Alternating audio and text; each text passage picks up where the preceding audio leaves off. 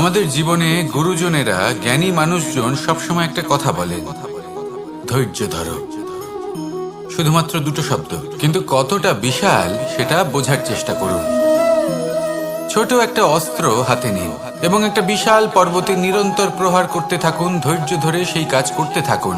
এমন একদিন আসবে, এই বিশাল পর্বতে আপনি একটা পথ তৈরি করবেন। কোনো ধনুর্ধর যখন নিজের বিদ্যা অর্জন করেন, তখন তাকেও ধৈর্য ধরতে হয়, তার নিজেকে সময় দিতে হয়, তবেই সে ধনুর্বিদ্যা শিখতে পারে।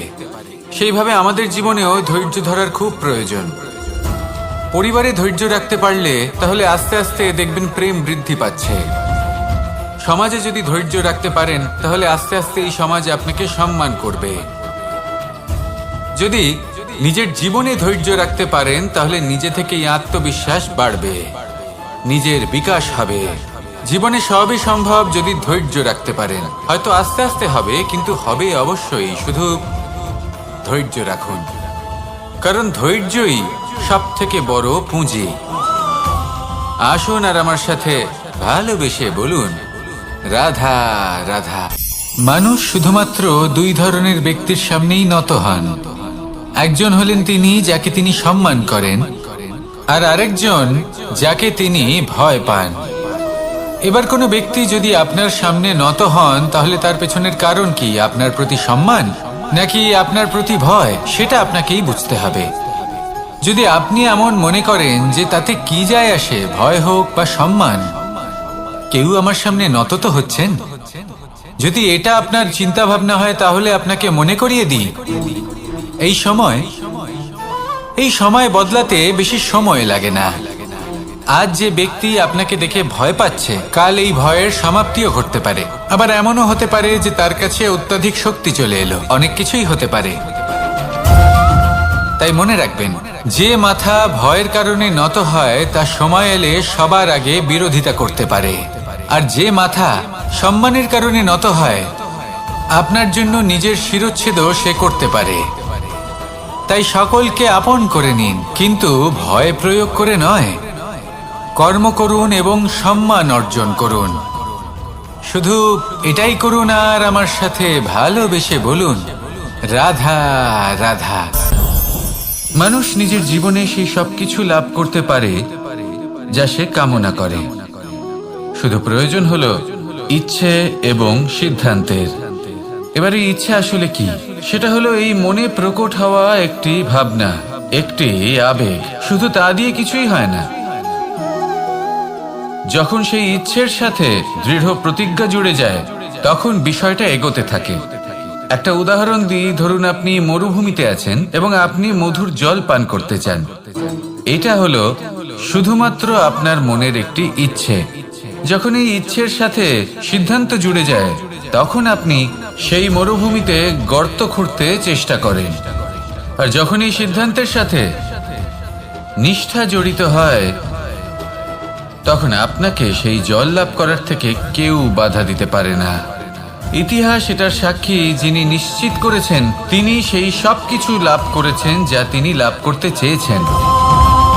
সেই জন্য ইচ্ছে থাকা খুব দরকার, কিন্তু তাকে সিদ্ধান্তের সাথে জুড়ে নিন। সিদ্ধান্তকে নিশ্চিত করে ফেলুন, সব কিছু লাভ করবেন। আর তখন এই মন প্রসন্ন হয়ে বলবে, রাধা রাধা।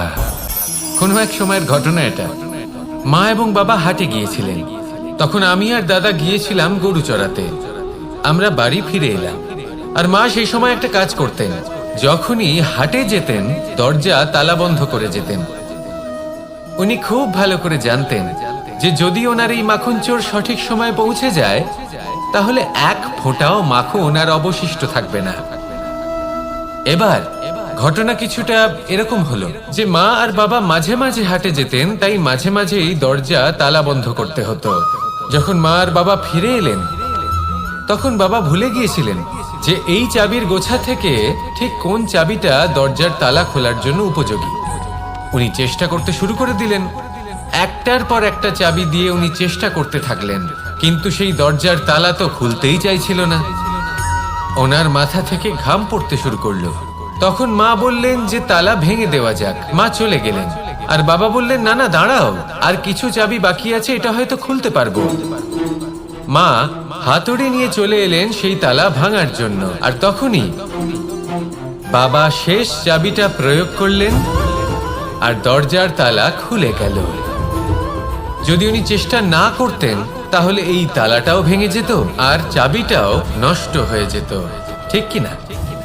এবার এই ঘটনাটা আমি দেখেছিলাম, আর আমার মনে হলো যে কখনো কখনো এই চাবির গোছার মধ্যে থেকে শেষ চাবিটাও কিন্তু জীবনের দরজা খুলে দিতে পারে। সেজন্য আপনি যদি জীবনে সাফল্য লাভ করতে চেষ্টা করেন, নিজের লক্ষ্যে পৌঁছতে চান, তাহলে হার মানবেন না।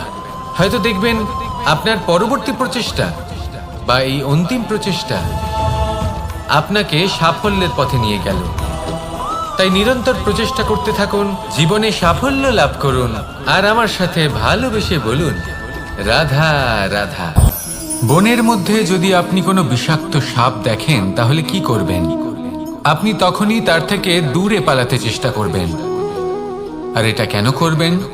নিজের রক্ষার্থে। এই কথা আমি নয় মেনে নিলাম, কিন্তু নিজের জীবনে এটা করেন না কেন?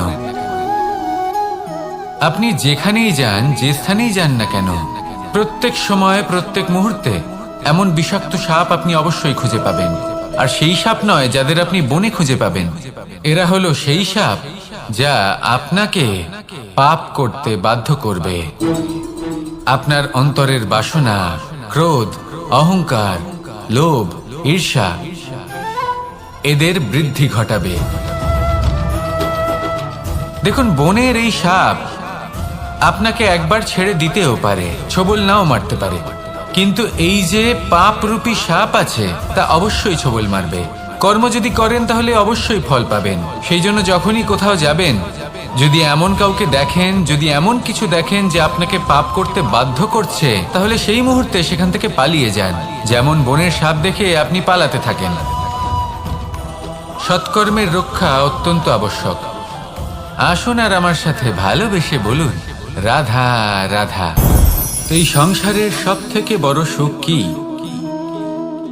কেউ বলবেন নিজের লক্ষ্য প্রাপ্ত করা, কেউ বলবেন ধন উপার্জন করা, কেউ বলবেন নিদ্রাই সব থেকে বড় সুখ, কেউ বলবেন রাজ্য লাভ করা, আবার কেউ বলবেন মাতার হাত থেকে খাবার খাওয়া, আদি ইত্যাদি। কিন্তু যদি সত্যি কথা বলি, এই সংসারের সব থেকে বড় সুখ হলো সেবা করা। কখনো কাউকে সেবা করে দেখুন। এই সেবা দ্বারা অন্য কোনো মানুষের আশীর্বাদ লাভ করাতেই সুখ রয়েছে। আপনার সেবা ভাব দ্বারা যখন কোনো মানুষ নিজের অন্তরাত্মা থেকে আপনাকে আশীর্বাদ করে, তার থেকে বড় সুখ আর কিছুই নেই। কারণ প্রত্যেক মানুষের মধ্যে ঈশ্বর বাস করেন। নরের সেবাই হলো নারায়ণের সেবা। নিষ্কাম সেবা করাই হলো সব থেকে বড় সুখ। তাই নিজের অন্তরে সেবার এই ভাব জাগ্রত করুন। যে সুখের কথা আমি বলছি, সেই সুখ অনুভব করেই দেখুন। এই মন সুপ্রসন্ন হয়ে বলবে, রাধা রাধা। বায়ু পঞ্চতত্ত্বের মধ্যে তৃতীয় তত্ত্ব। কেউ একে সমীর বলে, আবার কেউ একে পবন বলে। প্রথম কথা হলো এটাই যে এই বায়ু আমাদের জীবন দান করে প্রতিদিন, প্রত্যেক মুহূর্তে। এই বায়ুর কারণেই আমরা নিঃশ্বাস নিতে পারি, জীবিত থাকতে পারি। এই বায়ুই হলো সেই যা সকল মেঘেদের একত্রিত করে একটি স্থানে আর বর্ষা ঘটায়। আর এই বর্ষার কারণেই এই ধরিত্রীতে অন্ন উৎপন্ন হয়। এই বায়ুকে দেখুন, কখনো এতটা সৌম্য যে আপনার কোনোই তফাৎ বোধ হয় না, আর কখনো কখনো এমন রূপ ধারণ করে ফেলে যে অনেক বড় বড় পর্বতের আকার পর্যন্ত বদলে ফেলে। এটাই হলো বায়ুর বিশেষত্ব। বায়ু শেখায় যে সময়ের সাথে সাথে বইতে থাকো, সকলকে জীবন দান করো, সকলকে সাহায্য করো, কিন্তু যখন বিপদ সামনে আসবে তখন দৃঢ় হয়ে সম্মুখীন হও। বাধা অনুযায়ী নিজেকে গড়ে নিতে হবে। আর কখন কতটা কঠোর হতে হবে আর কখন কতটা সৌম্য হতে হবে, এটা বায়ুকে দেখে শিখুন। আর আমার সাথে ভালোবেসে বলুন, রাধা রাধা। এই সংসারের আরম্ভ থেকে এখনো পর্যন্ত এবং ভবিষ্যতেও একটা যুদ্ধ আছে, যা হয়ে চলেছে, চলতেই থাকবে। পাপ এবং পুণ্যের মধ্যে যুদ্ধ, সত্য এবং অসত্যের মধ্যে যুদ্ধ। এই যুদ্ধ চলেই আসছে, আর এই যুদ্ধে যারা লড়েন তাদের আমরা সবসময় জয় জয়কার করি। আর যারা এই জয় জয়কার করেন তাদের প্রত্যেকের একটা বিশেষ গুরুত্ব থাকে। যখনই কোনো যোদ্ধা যুদ্ধক্ষেত্রে ক্লান্ত হয়ে পড়ে, শক্তিহীন হয়ে পড়ে, তখন এরা জয় জয়কার করে, শঙ্খ বাজাতে থাকে, সেই যোদ্ধাকে অনুপ্রেরিত করে, শক্তি এবং সাহসে ভরিয়ে তোলে। আর তখন সেই যোদ্ধা সেই যুদ্ধকে এগিয়ে নিয়ে যেতে পারে। যখন শ্রীরাম লঙ্কা যাত্রা করার জন্য সেতু তৈরি করছিলেন, তখন একটা ছোট্ট মিষ্টি কাঠবিড়ালি নিজের মুখে মাটির টুকরো বয়ে নিয়ে গিয়ে তার সাধ্যমতো তাকে সাহায্য করছিল। শ্রীরাম দেখলেন এবং বললেন যে ও তো সবার মনোবল বৃদ্ধি করছে, সবাইকে প্রেরিত করছে। ও বলল যে আমি এত ছোট হয়েও যদি এই কাজ করতে পারি, তাহলে আপনারা সবাই কেন পারবেন না? এটাই হলো সেই সকলের মাহাত্ম্য, যারা জয় জয়কার করেন, অনুপ্রেরিত করেন, সাহস যোগান। ওনারা সেই ব্যক্তি যারা একজন যোদ্ধার মধ্যে যুদ্ধকে জয় করার শক্তি প্রদান করেন।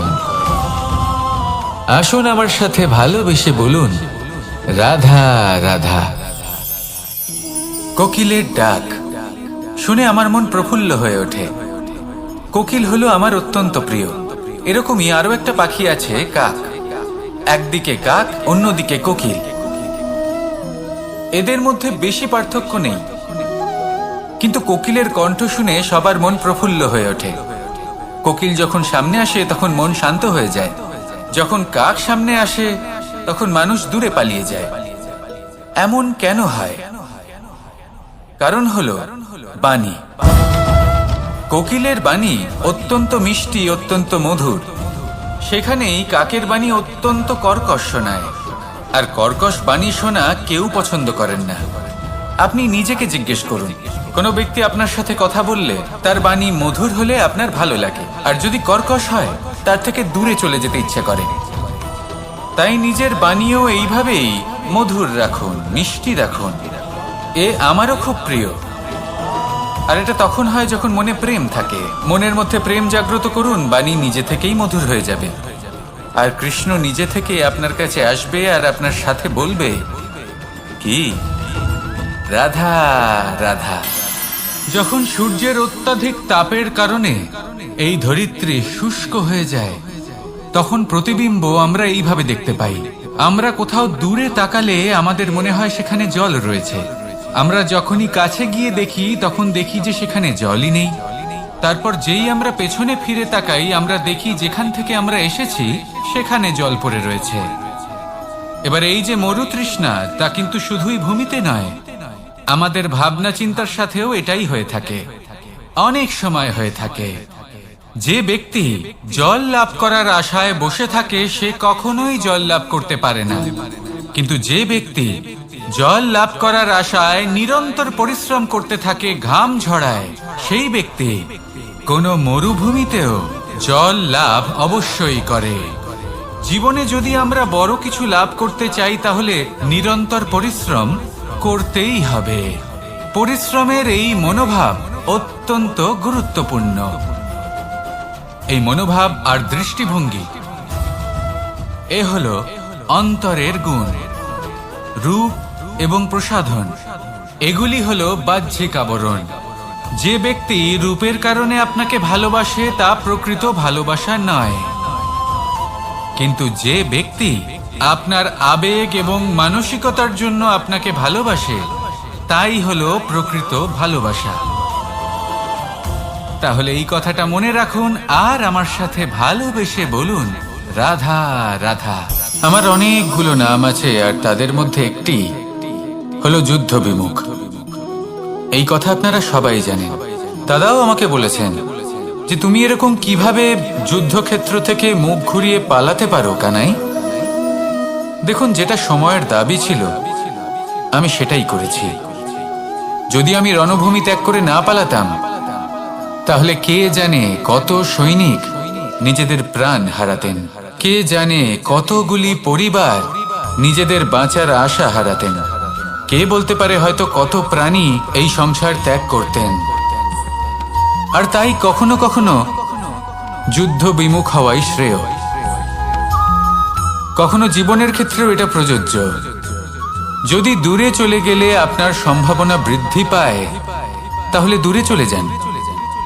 দূরে চলে যান সেই সকল ব্যক্তিদের থেকে যারা কথায় কথায় আপনাকে অপমান করেন, আপনার নিন্দা করেন, আপনাকে বাধা দেবার চেষ্টা করেন, আপনাকে ছোট করেন। কারণ তাদের সাথে থেকে, সেই সকল ব্যক্তিদের সাথে থাকলে যারা আপনার মূল্য বোঝেন না, আপনি নিজের আত্মসম্মান, নিজের আত্মবিশ্বাস, নিজের ব্যক্তিত্বকে নত করে ফেলবেন। দূরে চলে যান সেই সকল সংঘর্ষ থেকে, সেই সকল পরিস্থিতি থেকে যাদের সম্মুখীন হয়ে আপনি কোনো পরিণামেই পৌঁছতে পারবেন না। যদি আপনি এইভাবে যুদ্ধ বিমুখ হয়ে উঠতে পারেন, যদি এই প্রবৃত্তি আপনি নিজের মধ্যে জাগ্রত করতে পারেন, তাহলে আপনার সামনে সেই যুদ্ধ চলে আসবে যাতে বিজয় লাভ করে আপনি নিজের অস্তিত্ব খুঁজে পাবেন। আর সেটাই হলো সবথেকে বড় জয়লাভ। আসুন আমার সাথে ভালোবেসে বলুন, রাধা রাধা। সংসারের বিভিন্ন ক্ষেত্রে আপনি অনেক কিছুই দেখতে পাবেন। যে কোনো খেলা, কোনো নাটক দেখতে পাবেন, কেউ কোনো খেলা খেলছে তা দেখতে পাবেন। আর দর্শকগণ এই দেখে অত্যন্ত আনন্দ লাভ করেন, হাততালি দিতে থাকেন, প্রশংসা করতে থাকেন, নিজের অন্তরের উৎসাহ প্রকাশ করতে থাকেন। কি দেখে করেন? সেই সমস্ত খেলোয়াড়দের দেখে করেন যারা এই খেলাটা খেলছে, তাই না? কিন্তু অনেক সময় সেই খেলোয়াড়রা সেই খেলার আনন্দ উপভোগ করতে পারেন না, কারণ ওনারা চাপা পড়ে যান তাদের কামনার চাপে। জয় লাভ করার কামনা, প্রথম স্থান লাভ করার ইচ্ছে, প্রতিযোগিতায় সব থেকে এগিয়ে থাকার ইচ্ছে তাদেরকে এই খেলা উপভোগ করতেই দেয় না। সেই জন্য কখনো কখনো এই খেলোয়াড়দের থেকে অনেক বেশি আনন্দ উপভোগ করেন দর্শকগণ, যেখানে এই খেলাটা কিন্তু খেলছেন খেলোয়াড়রাই। আমি এটা বলছি না যে এই ইচ্ছে, এই আকাঙ্ক্ষা অনুচিত না, কিন্তু তার সাথে সেই খেলা, সেই কর্মের আনন্দ উপভোগ করাও অত্যন্ত গুরুত্বপূর্ণ। তাই সেটা উপভোগ করুন। যে উৎসাহ আপনি উপভোগ করছেন তা যাপন করা অত্যন্ত গুরুত্বপূর্ণ। দেখুন, সত্যি বলতে এটা কিন্তু আপনার অধিকারও বটে। আপনি যে কর্ম করছেন তার ফল তো আপনি অবশ্যই পাবেন। সেটা যখন আপনি পাচ্ছেন তখন আপনার তা উপভোগ করা উচিত। সেটাই করুন। জীবনে সফলতা এবং অসফলতা এরা আসা যাওয়া করতে থাকে। যখন সাফল্য আসবে তখন তা উপভোগ করুন, যখন অসফলতা আসবে তখন তার থেকে শিক্ষা লাভ করুন। সাফল্য আপনার কাছে আবার ফিরে আসবে। আর এই মন, আপনি তো জানেন, এই মন প্রসন্ন হয়ে বলবে, রাধা রাধা। ভোজন, এই সংসারে যেই হোক না কেন, কোনো মানুষ হোক, কোনো প্রাণী হোক, কোনো কীট হোক বা কোনো বনস্পতি হোক, প্রত্যেকের জন্য ভোজন অতি আবশ্যক। কারণ ভোজন থেকেই শক্তি পাওয়া যায়, আর সেই শক্তি দিয়েই সংসারের, আমাদের জীবনের সমস্ত কার্য করা যায়। এবার এমন এক ধরনের শক্তি হয় যা শীতের ঋতুতে সূর্য থেকে আমরা পেয়ে থাকি, আর আরেক ধরনের উত্তাপ হয় যা দিয়ে ভোজন রান্না করা হয়, সুস্বাদু নানান ধরনের ভোজন। এবার অত্যন্ত গুরুত্বপূর্ণ হলো যে ব্যক্তি সেই ভোজন বানাচ্ছেন তার মানসিক পরিস্থিতি, এবং সেই ব্যক্তি যিনি ভোজন গ্রহণ করছেন তার মানসিক অবস্থা। যখনই আপনি ভোজন বানাচ্ছেন তখন ভালোবাসার সাথে কাজটা করুন, ধন্যাত্মক ভাব নিয়ে, সৎ ভাবনার সাথে। কারণ আপনার এই মানসিক স্থিতি শক্তির আকারে সেই খাদ্যের সাথে মিলে মিশে যায়। আর যখনই আপনি ভোজন গ্রহণ করছেন তখন সদ্ভাবনার সাথে, প্রসন্নতার সাথে গ্রহণ করুন, ধন্যাত্মক ভাব নিয়ে। যদি আপনি প্রসন্নতার সাথে রান্না করেন, প্রসন্নতার সাথে খাদ্য গ্রহণ করেন, তাহলে আপনি প্রসন্নই থাকবেন। আর মন সুপ্রসন্ন হয়েই বলবে, রাধা রাধা। কিছু শেখা অত্যন্ত গুরুত্বপূর্ণ। এবার কি কি শিখতে হবে সেই সব শেখানোর জন্য অনেক শিক্ষক রয়েছেন, কিন্তু কি শিখবেন না আর কি করবেন না এটা আমাদের নিজের অভিজ্ঞতা দিয়ে শিখতে হয়। কিন্তু তার মানে এটা নয় যে যদি আপনাকে শিখতে হয় যে আগুনের তাপ কতটা, আপনাকে আগুনের মধ্যে হাত দিতে হবে। না, অন্য কারোর অভিজ্ঞতা দ্বারাও শিখতে পারেন। প্রশ্ন শুধুমাত্র একটাই যে আপনি কি শিখতে চান নাকি চান না। যদি আপনি এটাই ভাবেন যে আমি শুধুই নিজের অভিজ্ঞতা দ্বারাই শিখতে চাই, তাহলে জীবনকাল ছোট মনে হবে, অনেক কিছুই শিখতে পারবেন না। তাই নিজের সাথে সাথে বড়দের অভিজ্ঞতা দ্বারাও শেখা শুরু করে দিন। এই সংসারের অভিজ্ঞতা দ্বারা শিখতে শুরু করে দিন। আর এটা নিশ্চিত রূপে শেখা আবশ্যক যে কখন কি করবেন না, কোথায় থামতে হবে আর কোথায় থামবেন না। তাহলে আসুন আর আমার সাথে ভালোবেসে বলুন, রাধা রাধা।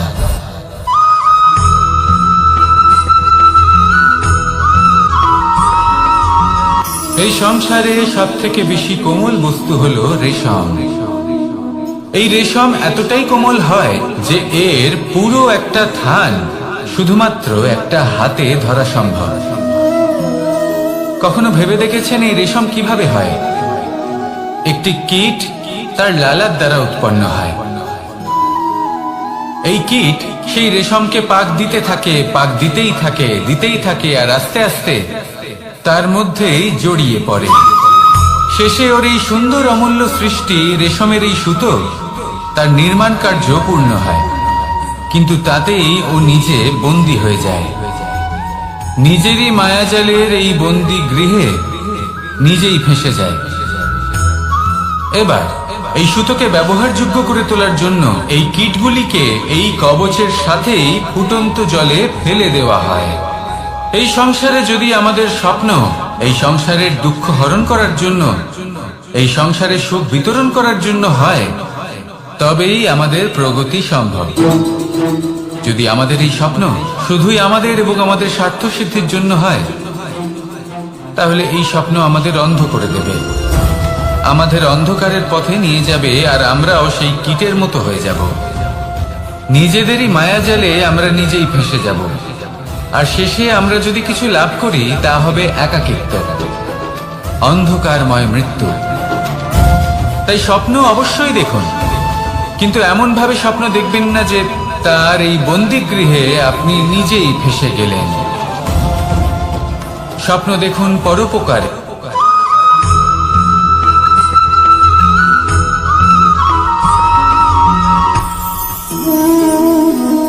শক্তি এক অত্যন্ত বিচিত্র বস্তু, বা বলতে পারেন অনুভূতি। পিতা সবসময় চান যেন তিনি তার শক্তির পুত্রকে। আসুন আপনাকে সহজে বোঝাই। যদি আপনি সুপাত্র হন আর আপনাকে শক্তি দেওয়া হয়, তাহলে আপনি সেই শক্তির গুরুত্ব বুঝবেন, কোথায় সেই শক্তি প্রয়োগ করা উচিত সেটা বুঝবেন। আর এটা যেহেতু অর্জন করা শক্তি হবে, সেই শক্তির অপব্যবহার হবে না। কিন্তু যদি এই আপনি কুপাত্র হন আর যদি আপনাকে এই শক্তি দেওয়া হয়, তাহলে কি হবে? দেখতে গেলে এই শক্তি আপনি দান হিসেবে পেয়েছেন, তাই না আপনি এই শক্তির গুরুত্ব বুঝবেন আর না এর প্রয়োগ আপনি জানবেন। তার অপব্যবহার হওয়া সুনিশ্চিত। তাই যদি আপনি কোনো শক্তি অর্জন করতে চান, তাহলে আগে তার যোগ্য হয়ে উঠুন, পুত্র নয় পাত্র হয়ে উঠুন। আর আমার সাথে ভালোবেসে বলুন, রাধা রাধা।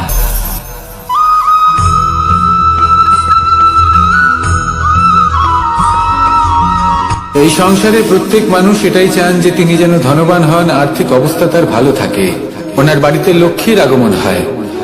কিন্তু সেটা হবে কি করে, সেটাই হলো প্রশ্ন। কেউ বলেন যে যদি পরিশ্রম করো তাহলে ধন অর্জন সম্ভব, কেউ বলেন যে যদি বিদ্যা লাভ হয় তবেই ধন অর্জন সম্ভব, কেউ বলেন যে যদি বলশালী হও তবেই সম্পন্ন থাকবে। ভালো কথা, যদি তাই হয়ে থাকে, তবে দিনমজুর সারা দিন পরিশ্রম করেন, তিনি কেন ধনী হন না? অনেকজন বিদ্বান মানুষ আছেন এই সংসারে, তারা কেন ধনবান হন না? অনেক সংখ্যক বলশালী ব্যক্তি আছেন, তাদের কাছে ধন নেই কেন? তাদের কেন ধনের অভাব হয়? আবার এমনও কিছু মানুষ আছেন যারা পরিশ্রম করেন, তারা দিনমজুর, কিন্তু তারা ধন অর্জন করতে পারেন। কিছু বিদ্বান ব্যক্তি আছেন যাদের কাছে অধিক মাত্রায় ধন রয়েছে। কয়েকজন বলশালী ব্যক্তি রয়েছেন যাদের কাছে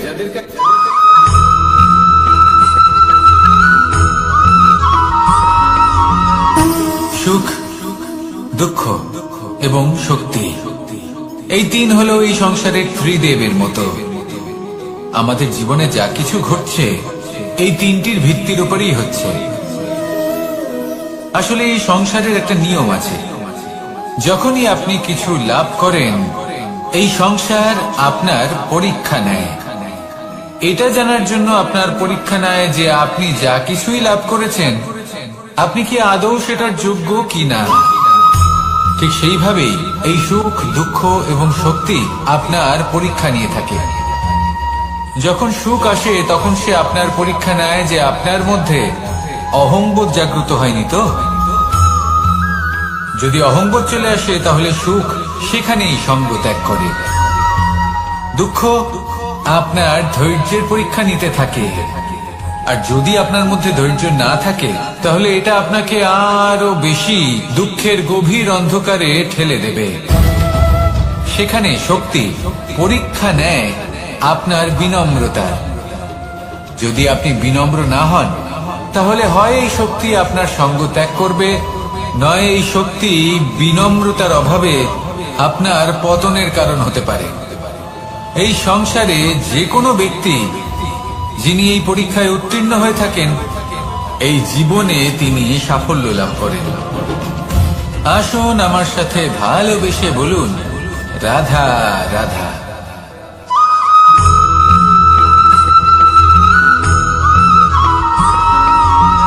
পঞ্চতত্ত্বের মধ্যে দ্বিতীয় তত্ত্ব হল ধরণী, ভূমি, যাকে আমরা ধরণী মাতা বলি।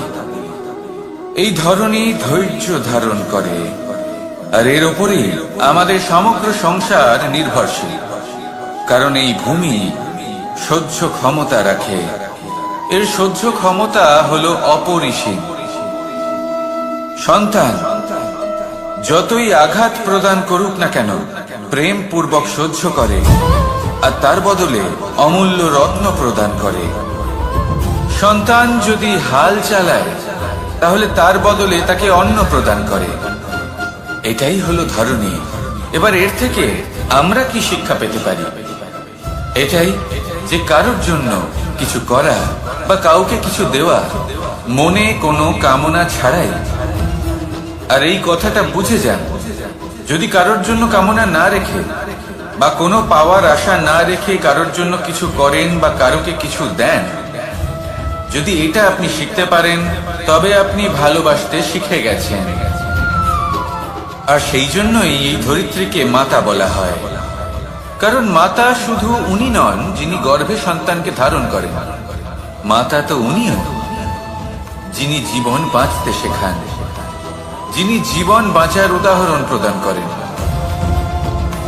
তাহলে ধরণীর থেকে এই নিঃস্বার্থ ভাব শিখুন, নিঃস্বার্থ ভালোবাসা শিখুন, আর এই ভালোবাসার সাথেই বলুন, রাধা রাধা।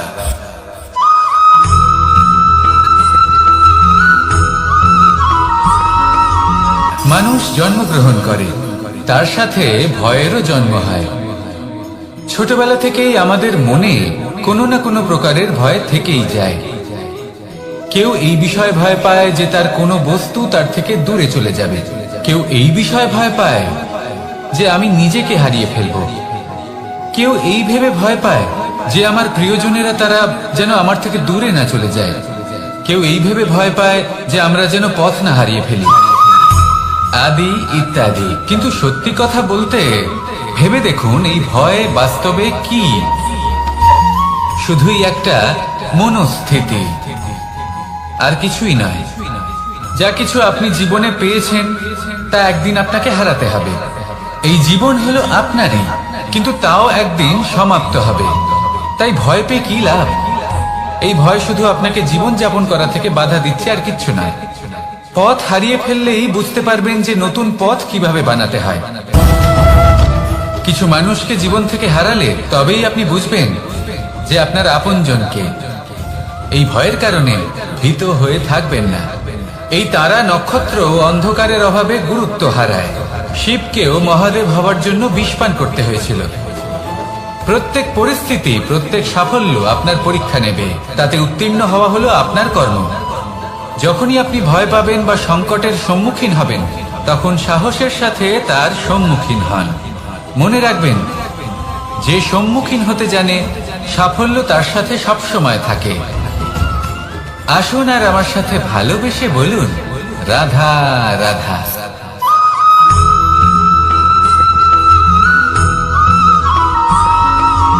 জীবনে অগ্রসর হওয়ার জন্য আমাদের কাকে প্রয়োজন হয়? মাতা পিতা, বন্ধু, প্রেম, সাহায্য, অর্থ, পরিশ্রম, আশা।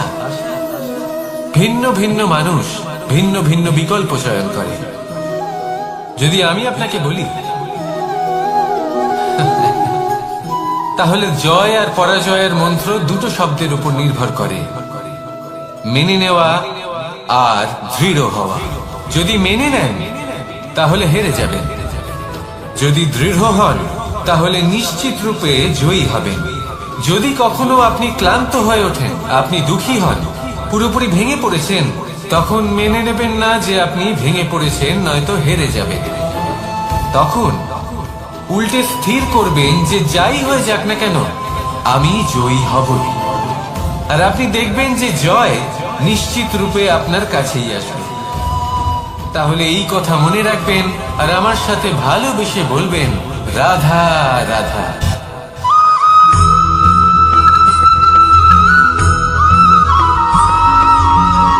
এই সংসারে কোনো বস্তু হোক বা ব্যক্তি হোক, তার একার গুরুত্ব কিন্তু খুব বেশি নয়। একটা উদাহরণ হিসেবে বৃষ্টির ফোঁটাকে ভেবে দেখুন। যদি একটি বৃষ্টির ফোঁটা হয় তাহলে তার খুব বেশি গুরুত্ব থাকে না, কিন্তু যখন সহস্র বৃষ্টির ফোঁটা মেঘের মধ্যে দিয়ে ঝরে পড়ে, তখন সেটা বর্ষার রূপ ধারণ করে।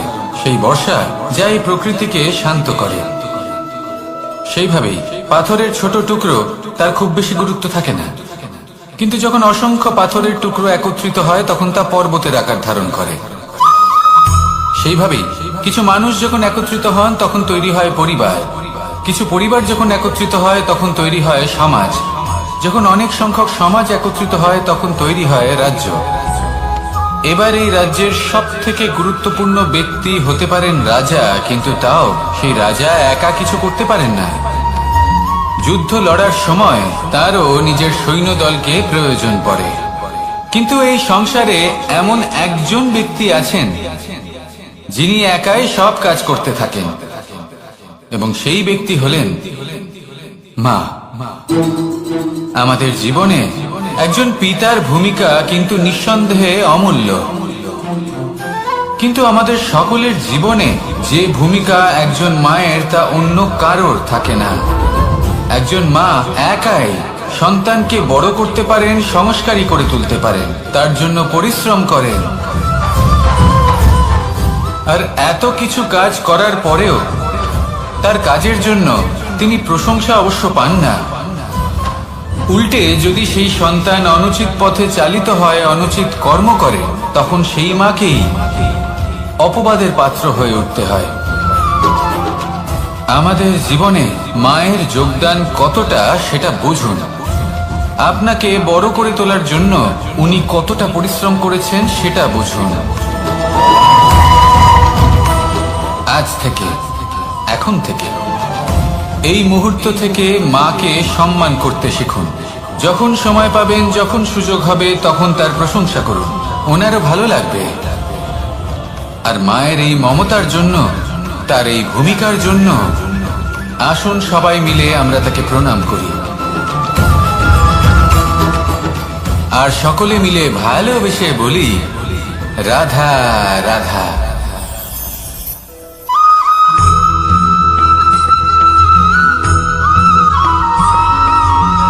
এই সংসারের সব থেকে গুরুত্বপূর্ণ তত্ত্ব কোনটা? প্রথম হলো সময়। জন্ম থেকে মৃত্যু পর্যন্ত এই যে সময়, এটাই তো হলো জীবন। দ্বিতীয় হলো জীবন, যাতে আমরা সময়ের সদ্ব্যবহার করি, শ্রেষ্ঠ থেকে শ্রেষ্ঠতর কাজ করার চেষ্টা করি, বহু বছরের এই পরম্পরা, এই সংস্কৃতিকে এগিয়ে নিয়ে যাওয়ার চেষ্টা করি, এই সংসারে আমরা অংশগ্রহণ করতে চেষ্টা করি। তৃতীয় হলো ধন, সেই ধন যা প্রত্যেক ব্যক্তি অর্জন করতে চেষ্টা করেন। এবার এই তিনটি তত্ত্বের মধ্যে একটা সামঞ্জস্য আছে, সমান ব্যাপার আছে, সে ধনই হোক বা সময় হোক বা হোক জীবন। আর সেই সমান ব্যাপার হলো যে যদি আপনি এটা গণনা করতে থাকেন তাহলে তা কমতে থাকে, যদি আপনি এটা ব্যবহার করেন তাহলে তা বাড়তে থাকে। একে সংগঠিত করে রাখতে চেষ্টা করলে এ হাত থেকে ফসকে যায়, কিন্তু যদি আপনি একে সামলে রাখতে শিখে যান তাহলে এমন কাজ করবেন যাতে সংসারের সাথে সাথে পরবর্তী প্রজন্ম লাভবান হবে। যদি কিছু শিখতে চান তাহলে সামলাতে শিখুন, গণনা করা বা সংগঠিত করা নয়। আসুন আর আমার সাথে ভালোবেসে বলুন, রাধা রাধা।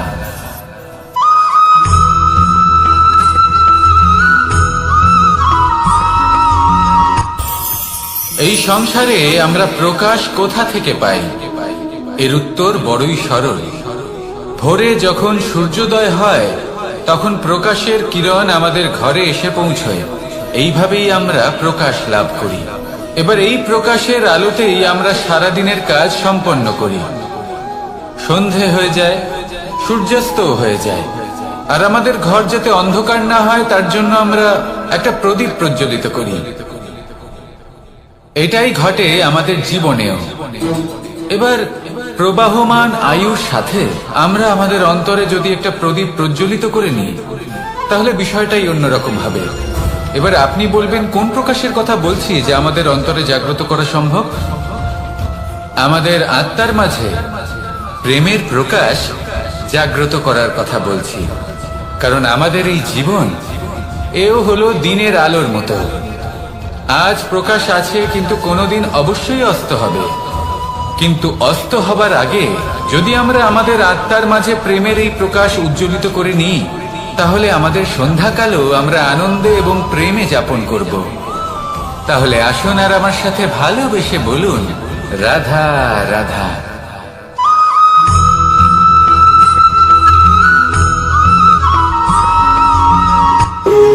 যখন মানুষের মৃত্যু হয় তখন কি হয়? অনেক সংখ্যক মানুষ শোক পালন করতে চলে আসেন। যে ব্যক্তি মৃত্যু লাভ করেছেন তার অনেক বস্তু থাকে যেগুলো তার প্রিয়, যেগুলো তিনি ব্যবহার করেছেন। তার শয্যা, তার বস্ত্র, তার আভূষণ সবকিছু তার থেকে বিচ্ছিন্ন করা হয় এবং খালি হাতে তাকে শ্মশানের উদ্দেশ্যে রওনা করা হয়। আমি আপনাকে এই প্রশ্ন করতে চাই, আপনি এই সংসারে কি অর্জন করেছেন? ধন সম্পত্তি, বস্ত্র, আভূষণ, এই সবকিছু যে আপনি অর্জন করেছেন আপনার মৃত্যুর পরে তা আপনার থেকে দূর হয়ে যাবে। এর উত্তর হলো একটাই, আপনার কর্ম। শুধু সেটাই আছে যা একান্ত আপনার, আর শুধু সেটাই এই সংসার থেকে চলে যাওয়ার পরেও সংসারেই জীবিত থাকবে। যদি আপনি দুষ্কর্ম করেন তাহলে এই সংসার আপনাকে একটি অনুচিত উদাহরণ হিসেবে মনে রাখবে যে এই ব্যক্তি খুব পাপী ছিল, অনুচিত কর্ম করতেন। যে পথে তিনি চলেছেন সেই পথে কারোর চলা উচিত নয়। সেখানেই যদি আপনি সৎকর্ম করেন তাহলে সংসার চিরকাল এটাই বলবে যে খুব ভালো মানুষ ছিলেন, সবাইকে ভালোবাসতেন, সবাইকে সাহায্য করতেন, আমার খুব প্রিয় মানুষ ছিলেন। এটাই হলো শ্রেষ্ঠ কর্ম।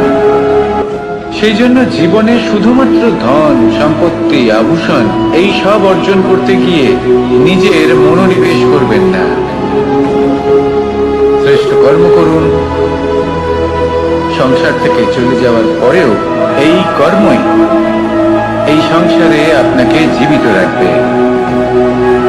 আসুন আমার সাথে ভালোবেসে বলুন, রাধা রাধা।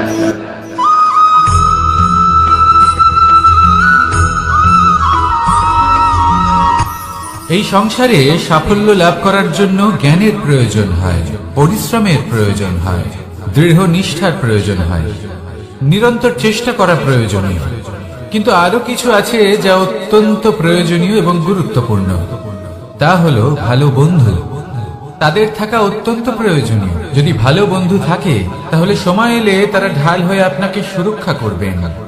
সময় এলে অস্ত্রের মতো শত্রুকে সংহারও করবেন। যদি তিনি জ্ঞানী হন, তাদের মধ্যে সদ্গুণ থাকে, তাহলে এই সব গুণ আপনার মধ্যেও প্রবেশ করবে। তাহলে সাফল্যের জন্য ভালো বন্ধু পাওয়া অত্যন্ত প্রয়োজনীয়। কিন্তু শুধু বন্ধু কেন, ভালো শত্রুও থাকা প্রয়োজনীয়। এবার আপনি ভাববেন, আমি কি বললাম? যদি আপনার জীবনেও ভালো অর্থাৎ শক্তিশালী শত্রু থাকে, তাহলে আপনিও শক্তিশালী হতে থাকবেন। এই শত্রু আপনাকে প্রেরিত করবে আরো বেশি শক্তিশালী হয়ে ওঠার। কখনো কোনো হরিণকে দেখুন, তীব্র গতিতে দৌড়তে থাকে। কেন তীব্র গতিতে দৌড়ে? এই কারণে নয় যে কোথাও তার জন্য মধুর ঘাস অপেক্ষা করে রয়েছে, না। সে এই কারণে তীব্র গতিতে দৌড়য় কারণ সেটা না করলে তার পেছনে একটি সিংহ আছে যে ওকে নিজের ভোজন করে ফেলবে। তাই জীবনে বিপদ, সংকট, এই সবকিছুও হলো অত্যন্ত গুরুত্বপূর্ণ। তার সম্মুখীন হতে শিখুন আর আমার সাথে ভালোবেসে বলুন, রাধা রাধা।